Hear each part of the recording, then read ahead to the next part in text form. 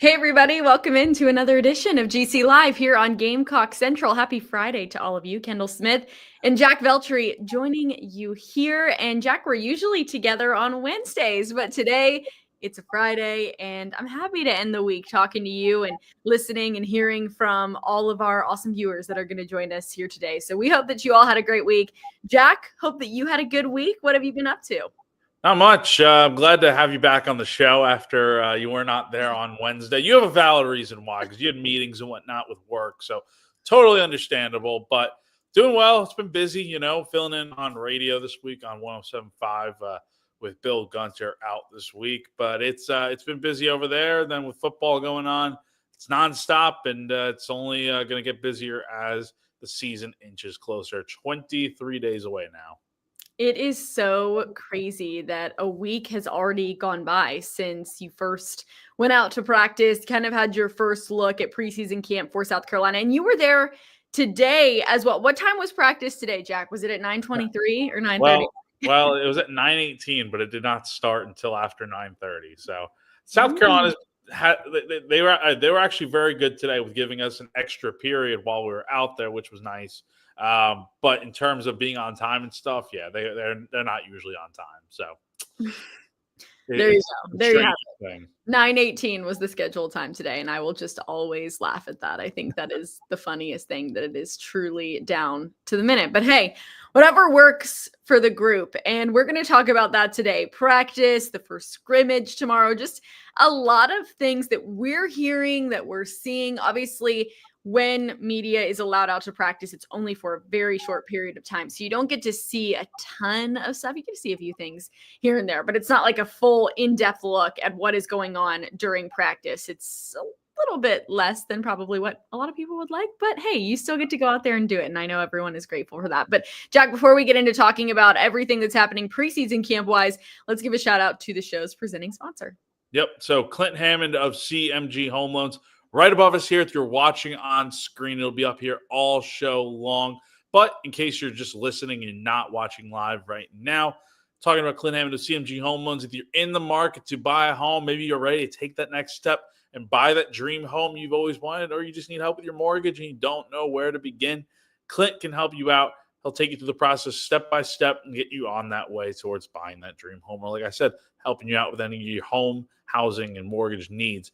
If you're interested, give him a call, 803-422-6797. The NMLS number for him is 71597, or go to clinthammond.com for more information. And if that's not enough, he's also a lifelong Gamecock fan, and he's a longtime supporter of GC. So you're in the right hands with a guy like Clint. Again, all information will be above us here on screen all show long. Perfect. Thank you, Clint. As always, we appreciate you. Okay, Jack, today you were out there for what? 6 periods? 4 periods today. 4. Okay. So we were supposed to get 3. We got 1 more. Stretch and the warm up. And then what else did you kind of see? So, yeah, stretch, warm up, guys going through punt return, kick return, the whole normal things that we have seen already.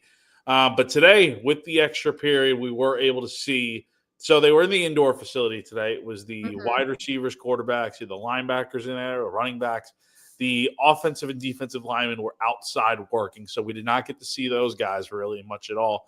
But we saw everyone else, and we saw a lot of Lenoris Sellers throwing the rock around, throwing to different receivers. Luke Doty was throwing out there, Aaron Nolan, Cutter Woods. All the different quarterbacks were throwing. You saw the quarterbacks going through handoffs, little shovel passes, and little dump-off throws with the running backs in the drill. You saw the running backs going through some footwork, defense going through some of their own positional work. So a lot more than what we had normally seen. And as we'll get into, there were some guys that I thought really had nice little days, even though, again, it's just camp, it's just practice. Take it all with a grain of salt, because who knows how it's going to look during the year. Okay, well, then let's just get right into it. Who are some of the guys, Jack, that stood out to you, at least today, from your perspective of getting to watch a little bit of practice? I think the main standout from today probably has to be Donovan Murf, who is a freshman receiver who joined the team in the summer. He's one of the 6 freshman receivers that Mike Ferry, Shane Beamer, South Carolina were able to recruit to come to South Carolina as part of the class of 2025. And Murf is one of those guys that is a local guy. He played at Irmo, so right down the road from here. And look, the fact that he missed all of the spring, again, he's the only freshman receiver to not be here for spring practice. Probably puts him a little bit behind the 8 ball in terms of getting caught up to speed and everything. But the way he looked out there today, the way he was running routes, catching some passes with those on-air throws from the other quarterbacks, I thought looked pretty good. He had a nice little one-handed grab out there, which was super sweet. And again, he just made it look kind of easy when he was out there running routes. So, again, does it really mean all too much? No, not really. You still got to learn the entire offense. Still got to get really acclimated to everything of being at South Carolina in college. But he was one guy that I think really did stick out today to a lot of the media that was there. Yeah, I've heard his name a lot through this first week. I feel like when people have been talking about standout players, Donovan Murf has been the name that I have heard tossed around the most. And as you mentioned, he wasn't enrolled in the spring, so he's probably going to take a little bit more time to just learn the offense as a whole. But from what people are saying, the way that he's been at practice has been super impressive. So, Jack, I'm just curious, with a guy like that who wasn't enrolled in the spring, but obviously is playing super well right now. And it's still very early on, obviously, but playing very well right now. Like, what can expectations be for South Carolina fans? Is it one of those things where it's like, well, you weren't here in the spring, so we're going to give them a little bit time to kind of warm up and give him some opportunities here and there to start the season and then kind of see how he takes it and go from there? Or do you think that he could be like an immediate impact kind of guy right off of the hop when South Carolina starts its season at the end of August? I think we have to remember that it's not just the fact that Murf is coming in a little bit later than the guys that were here in the spring. He also reclassified from the class of 2026 to 2025. So the last season he played in high school was his junior year. So technically right now he should be going through summer workouts and going into fall practice. He should be starting his senior year at Irmo High School as a student athlete, but he's here at South Carolina. He wanted to reclassify and get with the Gamecocks as soon as possible. And that's why you see 6 freshman wide receivers on the team this year. Now, I mentioned those 6 guys. I think any one of them, well, maybe not everyone, but I think you pick out a few guys, Lex Cyrus, Brian Rowe Jr. is a popular name, Malik Clark, Donovan Murf, Jordan Gidron, and obviously Jaden Sellers. Pick one of those guys, and I think you probably see at least one of them making a nice big impact for the Gamecocks this year. We saw Maio Bennett last year come in as a freshman receiver and make a real nice impact right away. I mean, he played from the Old Dominion game on. He was a regular player out there for the Gamecocks with a few starts under his belt. So I think we see someone in that receiver room make a similar impact this year. Could it be Donovan Murf? Absolutely. You look at what he did last year. He posted 96 catches for 1,328 yards and 12 touchdowns as a junior. So very good season for him last year. And again, that's only high school numbers, but Irmo's a good little football program they got there in the Columbia area, one of the better ones out there. So I'm looking at him as someone that could make a huge impact right away, though it wouldn't surprise me if it's not him. It's probably also one of the other guys because someone from this freshman class is going to make a nice impact right away. Okay, Jack. Well, we talk about Donovan Murf, and obviously a lot of people have talked about him as well just in this first week of preseason camp. But who else? Has there been anybody else in the little amount that you've seen where you're like, okay, like that person is, exceeding my expectations or playing really well, or someone that I figured would be impactful and is living up to that? Who else kind of has stood out to you so far? Just based on what we saw today, just sticking in the wide receiver room, I think Nick Harour is another guy that made a nice little grab towards the sideline today on a throw that was a little didn't have enough air on it, I don't think, from Lenore Sellers, and it's okay. It's practice. Like, I've seen a few people on Twitter kind of like overreacting, like, oh, it wasn't a good throw or whatever, but like, it's practice.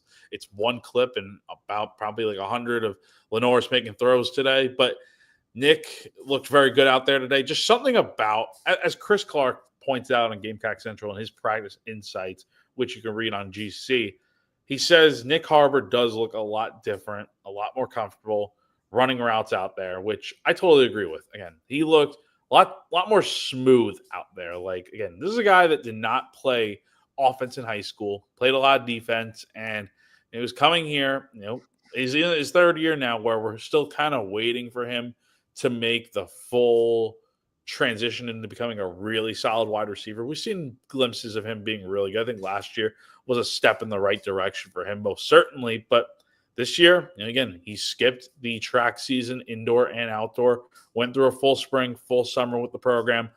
He's looking very good out there. And again, just looks like a potential top target for Lenore Sellers, who's going to need one this season. Yeah, I want to stay on the topic of Nick Harour because we've talked about him a bunch over these last few weeks. And we talked about him last season too, and just how people felt like he was underutilized as a whole during the 2024 season. And obviously he is looking to kind of shift his role, as you mentioned, to being a top target for Lenore Sellers. We mentioned that in preseason camp, he's looking more comfortable. Like, in what ways specifically, Jack, are you seeing that with him in just the little amount that you've been able to watch over these last couple of days? Like I said before, I think just the route running and just how smooth it looks out there. It doesn't look like a guy that, like, again, he's a big 6'5", 200+ pound guy that probably shouldn't be like you see him. He looks like a defensive end out there, honestly, which is ironically the position that he was playing in high school. Like, that's a guy that normally maybe it takes a little bit of time to have like the agility, the right like hand-eye coordinate, like the right technique, to be coordinated out there. And he looks like someone that obviously the God-given speed he has is a nice attribute, but also just the way he's able to make like some of the catches that he was making today just looked really seamless for him and just very simple for a lot of those guys. Maio Bennett was another guy that had a big day out there from what little we saw. I mean, this is a receiver room that I think is going to surprise a lot of people and how much better they'll potentially be this year.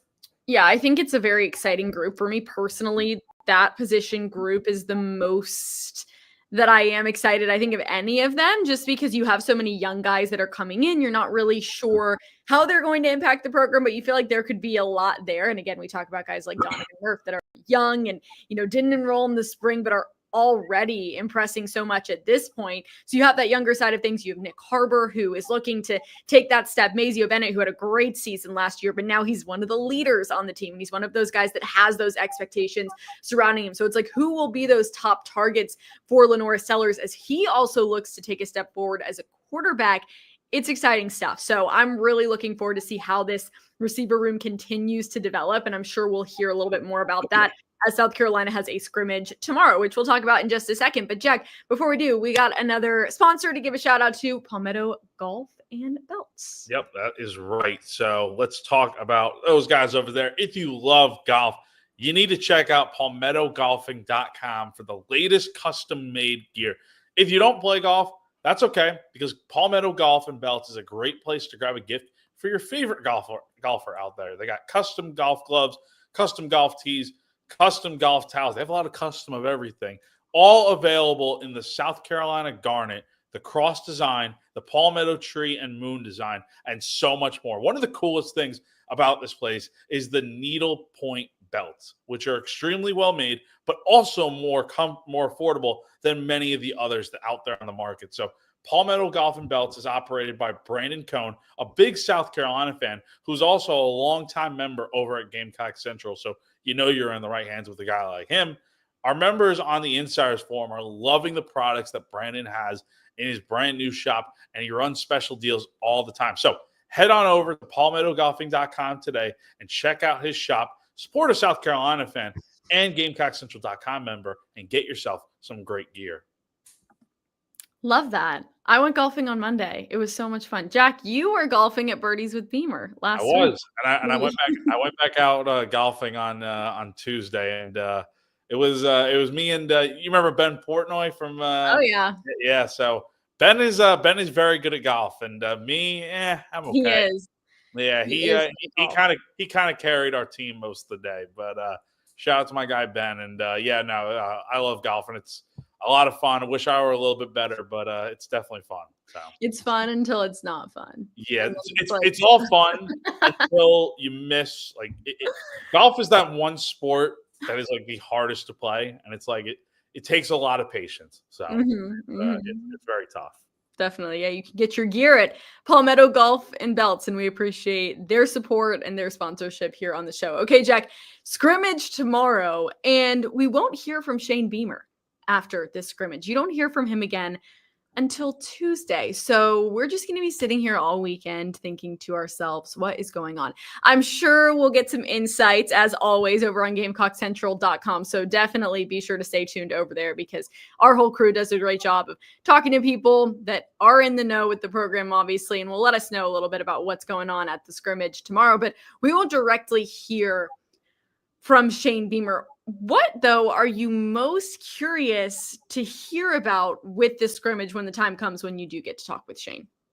A few things, and again, we'll have plenty of stuff on GC from inside sources that are they're inside the building when this scrimmage is going on because again, it's closed to the public, closed to the media. So again, normally in the past we've heard from Shane the same day right after the scrimmage, but that's not the case this year for whatever reason. So no biggie. We'll hear from him on Tuesday as well as the players, and then we'll get into coordinators about a week after that. And it's one of two scrimmages for South Carolina this fall. So you'll have the one tomorrow, and then you'll have one next Saturday, and we'll have all coverage on Gamecock Central with updates on what we're hearing and whatnot. But I think there's a few things I want to see and hear coming out of this. I think seeing how the offensive line, more specifically how we think Boaz Stanley's probably going to be the starting center for the Gamecocks this year, which he'd be replacing Vershawn Lee, who started all 13 games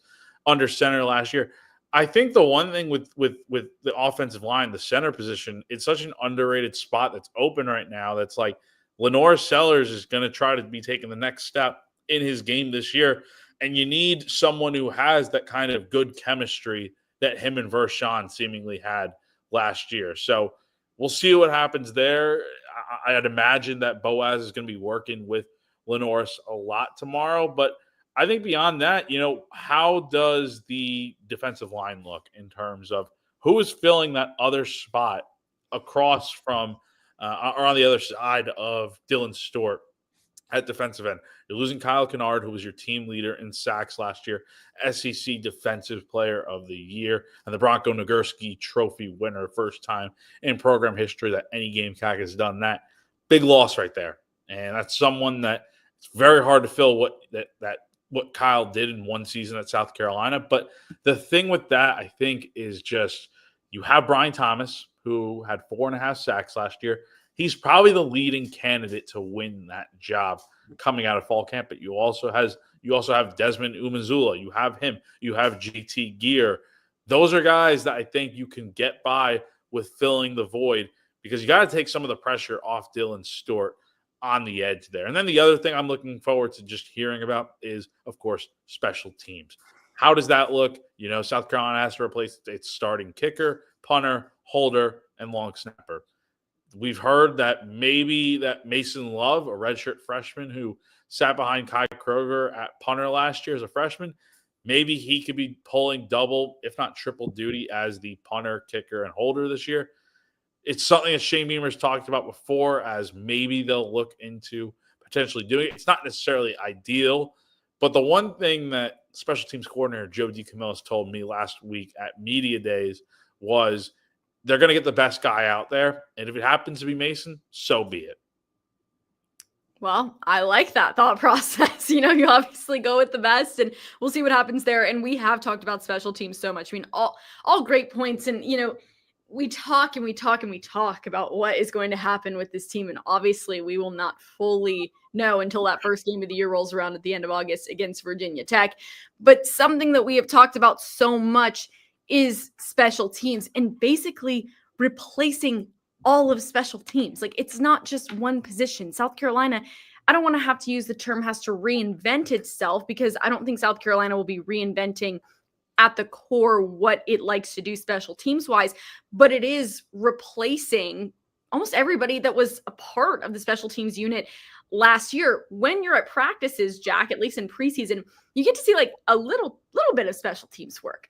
So can you provide any insight as to kind of it is minimal, punt returns and whatnot. Yeah. But can you provide any insight as to what you've seen there? Or again, we've talked about some of the names that have floated around for those positions. Yeah. So it seems like the front runners for the punt and kick returner, it would be a kickoff returner, Nick Harour, and then punt returner Jalen Kilgore, which that seems to be where this is heading. Though I will note today, and I think Chris noted this on GC or Wes, someone did, that Judge Coyer was also back there working with the return guys. That hadn't been something we'd seen in the first two practices. We've seen a lot of freshmen out there working with the a lot of the receivers, basically, honestly, back there working on kickoff and punt return. But we've seen Luke Doty out there as well. Even a guy like Rasul Faison was out there last week. I don't think we saw him out there today with the punt and kickoff returns. Of course, he was out there at practice again, though he still hasn't been cleared. But yeah, no, I mean, that seems to be the way this thing is heading, with Nick on kickoff return and Jalen Kilgore on punt return. We saw Jalen out there on punt return last year, and then Nick Harour was out there for a little bit towards the end of the season on kickoff return, though Juju McDowell was the lead kick returner for the Gamecocks. So you like what they bring to the table. I mean, South Carolina is really high on those guys, and I wouldn't be surprised if that's where they go heading into the season. We haven't talked about LaNorris Sellers very much on today's show, which is a little bit surprising because we talk about him all the time. And again, you haven't been able to see a ton, but based on what you have seen out of him so far, Jack, and I'm also curious from a leadership standpoint as well, because we not only talk about the steps that LaNorris wants to take moving forward as a quarterback, but now as a leader, even more so for this group than he was last year. So, at practice with some of these younger guys, just the way he's been acting, how he's been doing, not only from a football standpoint, but from a leadership standpoint as well. Has anything stood out to you? Not really from a leadership standpoint. I honestly, I don't feel like we've seen enough to be like, yeah, like there haven't been enough moments, or really any moments at all, where it's like LaNorris, like he's like stepping, like again, you know what I mean? Like I just haven't seen those. And it's not like he's not. I mean, it's just maybe we just don't see it during that portion of practice out there where the opportunity calls for itself for him to yell and be that vocal guy, the captain of the team, like he is for this program. But from a playing standpoint, again, I really do like what we have seen out of him so far. Today was honestly the first real day that I can honestly say, like the first two practices, we didn't really see much of him throwing or anything. Like the guys would go through little like running back drills and stuff where the quarterbacks would just be like tossing the ball to the running back. So I don't count that necessarily. But today we actually got to see the full throwing, going to throw to receivers and running backs and guys like that. I liked what I saw. We did see a little bit of, as I mentioned earlier, a little bit of quarterback, running back drill where LaNorris and the other quarterbacks are handing off to the running backs. Then they're doing the little quick shovel passes, which I thought was very interesting. And then you have the dump off throws over the middle. And he was working a lot with Rasul Faison today, which that connection looked pretty good out there. And look, not every pass was perfect today. There were a lot of I think all the quarterbacks were not perfect out there. Aaron Noland had some rough passes. LaNorris wasn't perfect either. I mean, this is a group that I think they're pretty well rounded at the quarterback position. If you ask me right now, I like what Norris out there. I like what Luke Doty brings as a backup, and then I don't know who the third quarterback would be right now. Once we get into scrimmages here tomorrow and next Saturday, we're really going to hear a lot more about this quarterback position and see where things stand, because we know LaNorris is the starter, but how are the other guys looking out there? Yeah, that's a big question as well, and we've talked about it on the show several times. The backup situation, where does it go from there? You feel like South Carolina has a good amount of depth at the quarterback position, which is a great thing. They brought in some guys, but it's kind of like, where are things stacking up? And again, you don't get a real clear indication of that this early on in practice, but also from your standpoint too, Jack, because again, you're not necessarily seeing the in-depth side of practice. And I don't think we can emphasize that enough. Like you're seeing, the first few periods of practice, but from what I remember going to those, it's not like they're letting you in on every secret and you're seeing every play and the schemes and what South Carolina is planning on doing. It is very much like, here's your look, here's the warm up, here's a couple things with special teams. You might see him run a couple plays and then like, bye. Yeah, like again, you can it leave. was only supposed to be 3 periods today. So if we hadn't seen the 4th period, we would not have seen the quarterbacks throwing routes to the receivers and stuff. We would not have seen that today. So I'm happy we did get to see that because it is probably the biggest thing that we've seen so far. And the other thing is, I thought the guys might be in pads today because it's like this is their 7th practice, but maybe they have been, I think they have been for some other practices, but today, no pads. Tomorrow, obviously, they'll be in pads for the full pads for the scrimmage and whatnot, you would think. But yeah, I mean, we have not seen a ton so far, but like today was definitely a big step in the right direction in terms of getting to see stuff. We haven't seen any 11-on-11 yet. We haven't even really seen 7-on-7, but we'll be back out there Sunday. That is the last practice open to the media. That'll be 4 periods. Maybe we'll get an extra period or 2 tacked on since South Carolina was feeling pretty generous today. But, the scrimmage is tomorrow and then Sunday. That's our last chance to see these guys out there in practice until the season starts, which is going to be another 3 weeks after. So we'll see what happens. Crazy to think about. Okay, Jack, another sponsor we want to shout out here on the show. Let's go for it. Absolutely. So, talking about Ferry Chevrolet, if you're a South Carolina fan out there who's interested in a new or used vehicle, make sure you check out our friends over at Ferry Chevrolet in Orangeburg. Led by a 4th-generation dealer in Joseph Ferry, the family-owned business over at Ferry Chevrolet has been serving the community since 1926. It's conveniently located just off of I-26 between Columbia and Charleston. And the folks over at Ferry Chevrolet are local, trustworthy, and always transparent. So the business began in St. Matthews and was built on honesty, integrity, and a handshake. And they still operate with those same principles to this day. So head on over to ferrychevrolet.com today to check out their inventory and to get in touch. Amazing. Thank you so much to Ferry Chevrolet for all of your support, and we appreciate you. Wes Mitchell just texted me randomly, and I think he wants to start a fight. He said RBI or RBIs. What does that have to do with anything? Wes, if you're watching this, like strong feelings about this, like very strong feelings about we're getting into this once and once only. It is RBI. It's not RBI. It's not RBIS. It's not. Thank you. Exactly. Is it run batted ins? No, it's runs batted in. So there's no S in RBI. So, So that's what I've been saying since day one. Day one. Yeah. If Wes wants to pick fights, he can come on here and join himself. It's that, and then it's the MLB, the Major League Baseball. No.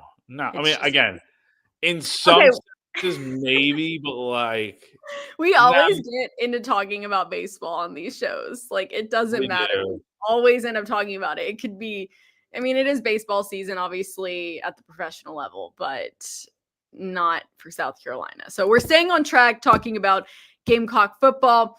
What time is practice Sunday, Jack? When can people expect to hear from you guys? All right. So tomorrow, that doesn't answer the question, but I figure we point this out. Tomorrow, scrimmage is at 6:33 p.m. Very specific. And then Sunday, I believe, I think there might be a change with the time.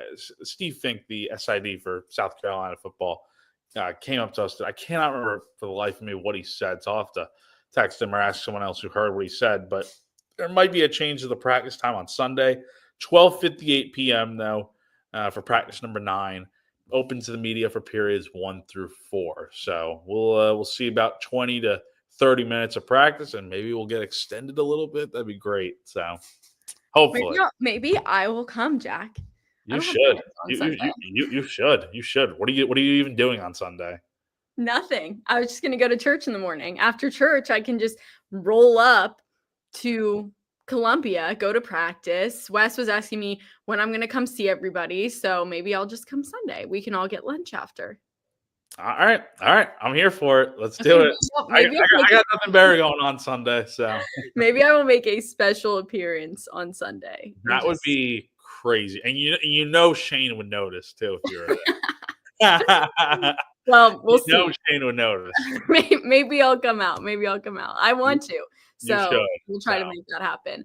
Going forward, Jack, let's give the people a quick preview as to like what is happening over the next couple of weeks, kind of what they can expect on our end, like talking points wise. Obviously, this will all kind of shift around as we hear more from the coaches and the players, but just talking points wise with the schedule over the next couple of weeks as we head towards game day. Yeah. So again, we have the full practice schedule on GamecockCentral.com. I posted a story about it about a week ago, so it is somewhere on there. But like I said, tomorrow, scrimmage, 6:33 p.m. First of 2 scrimmages, one tomorrow, one next Saturday.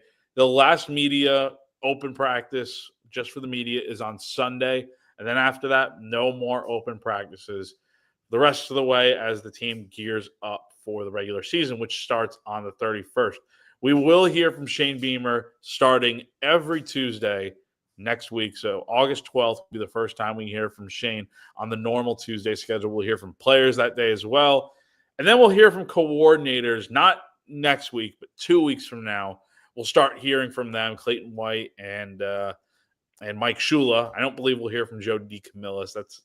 That hasn't really been a thing that we saw last year. Pete Lembo used to do that back in the day when he was here as the special teams coordinator. But I think it'll just be the OC and the DC, which will start on August 20th.